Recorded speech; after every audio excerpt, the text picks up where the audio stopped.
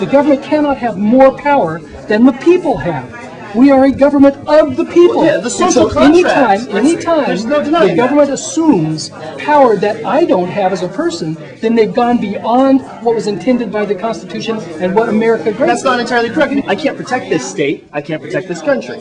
That's not. If truly the line is between things that I can do and what the government can do, the whole point of the social contract is for us to get together and do what we cannot do. In some cases, that means taking care of the less fortunate. I'm telling you why it's socialism. Because you're expanding the amount of benefits the government's providing that they can't afford. If I come to you and you've got 2 cars and you don't have any car, I can say, give me the keys to one of your cars. And you say, well, I don't really want to. I'll say, I'll beat you up, but give it to me. I take it and I give it to her. I go to jail. Sure. The government comes and says, we're going to tax you more. Give us that money so that we can provide employment-related daycare for $3,000 a month so that she can have an $1,800 a month job. Actual case study. Or that's called good government, compassionate government. Well, it's not. As mentioned in the introduction, I'm a state representative. I've been a state representative for 5 years now.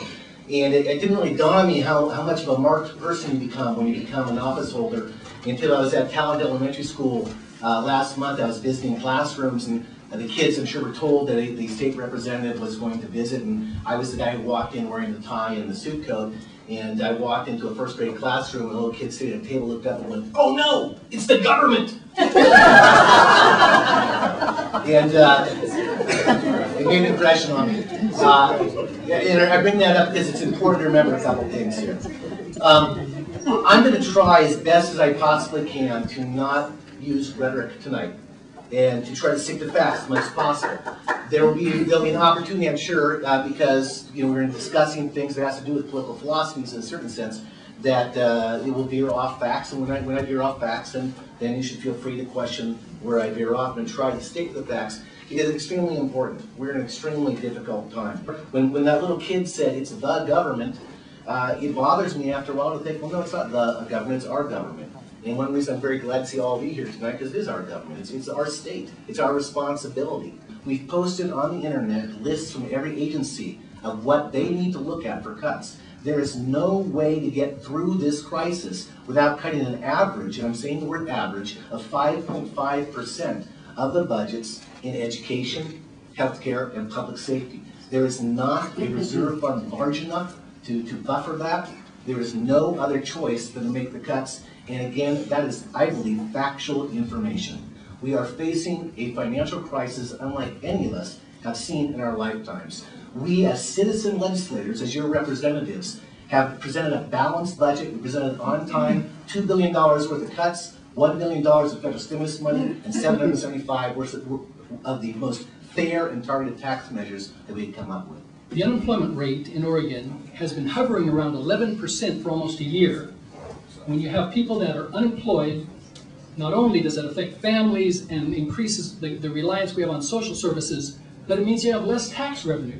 Now, if we want more taxes to be paid, then we ought to focus on what we can do to the economy to increase the number of family wage-paying jobs and then tax them without having to raise the taxes at a time when we are in an economic recession.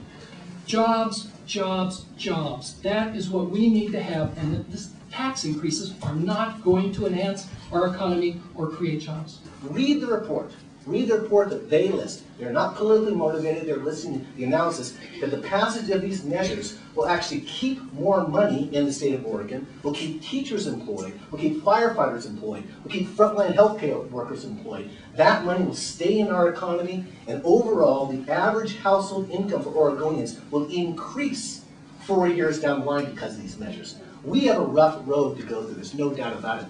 No one likes getting their budgets cut, and no one likes getting their taxes raised. But that's the situation they're in. How do we do this? How do we maneuver through it?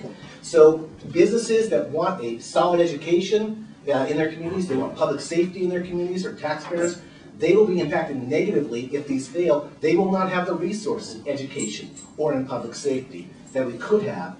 For these reasons, we should be wise and not feed a beast. If you have a drug addict, you don't just give them more drugs. And the reality is, the Oregon legislature is a drug addict, and the drug of choice is money. When you've had 37% increase in 4 years, it makes no sense to increase it by another $733 million.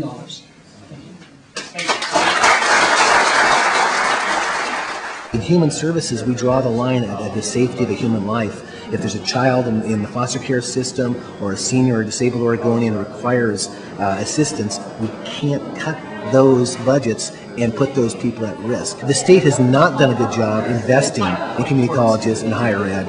And tuitions keep increasing, fees keep increasing. There would have to be a cut to K-12, to community colleges, and to higher ed. There's no way to avoid that.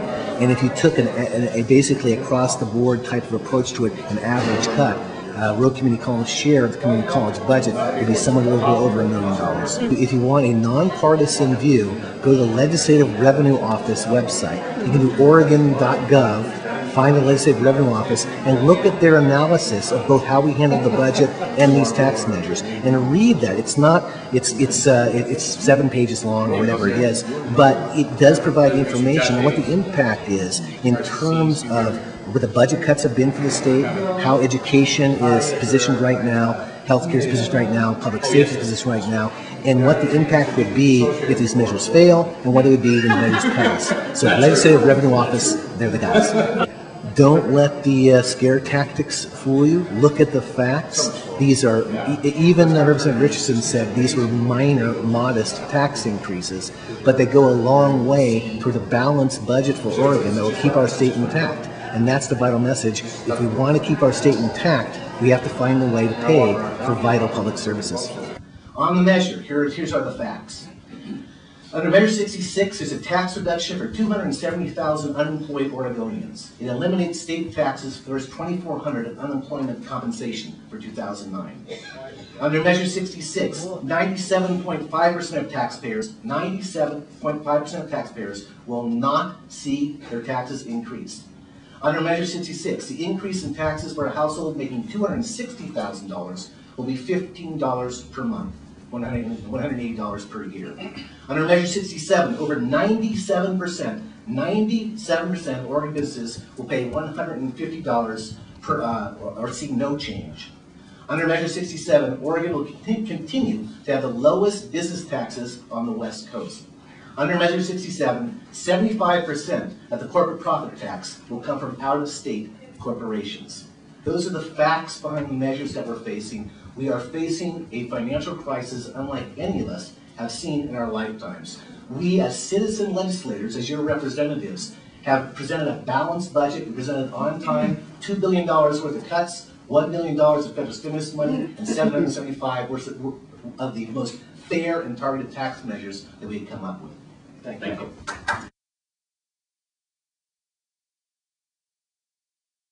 Well, ASG sponsored the event, ASG organized the event, and it was our student body president, Lisa Marie Richard, who actually was the coordinator for the entire event. What we're going to be doing next is voter education, where we're going to be going into classrooms and giving ballot measure presentations. About 66 and 67. Yeah, on what these mean, and then also during the supplemental session in February, we're going to be doing a postcard campaign for the Oregon Opportunity Grant. It would create an increase in the federal Pell Grant. It would cut the banks out of the process. We would do direct lending from the federal government, which would have lower interest rates for students, and it would essentially make financial aid more accessible and a little bit easier on students. So we're going to be tagging along with that and doing a postcard campaign. We'll probably be launching that within the next week or so, and then it'll end by the end of the month, just in time for us to start the new one. Wow. If there's one thing that RCC students could walk away from this with, what would that be? Knowledge. And the opportunity now to make an informed decision based on what they heard.